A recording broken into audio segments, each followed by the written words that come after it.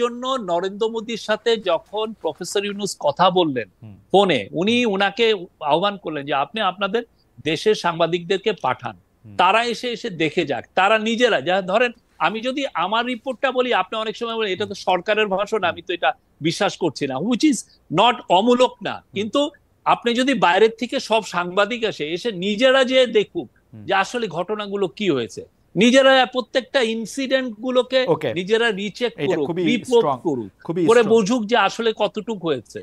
না, খুবই স্ট্রং একটা জায়গা। তো আপনি এই প্রসঙ্গে খালি একটু শেষ কথা বলি যে আপনি হৃদয় রবি দাসের মৃত্যুটাকে আসলে কিভাবে দেখেন, মানে এটা নিয়ে আপনার কাছে খোঁজ আছে কিনা সেই প্রশ্নটা করেছিলাম, সেটা যদি আবার একটু বলতেন। এবং ডোনাল্ড ট্রাম্প আমেরিকার প্রেসিডেন্ট ইলেক্ট, তিনি যে বাংলাদেশের সংখ্যালঘুদের নির্যাতন, মৃত্যু এগুলি নিয়ে নানা ধরনের একটা মানে কি বলবো এক ধরনের আশঙ্কা করে একটা যে টুইট করেছেন, সেটিকে আপনি আসলে কিভাবে দেখছেন ডক্টর মোহাম্মদ ইউনূসও আসলে?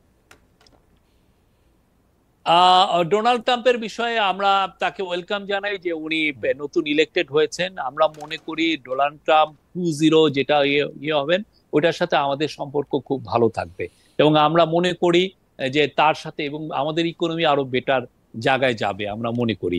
আর যেটা বললেন যে ওনার টুইটের বিষয়ে, আমি মনে করি যে এটা হয়তো বা মানে ওনাকে ভুল বুঝানো হয়েছে।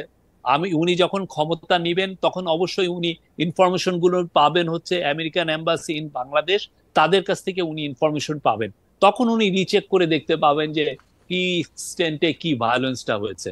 এবং তারা বাংলাদেশে আমেরিকান এম্বাসি খুব ভালো, তাদের নিজস্ব ইনফরমেশন গ্যাদারিং এর সিস্টেম আছে, অবশ্যই তারাও তো দেখেছে যে কি হয়েছে। ওকে।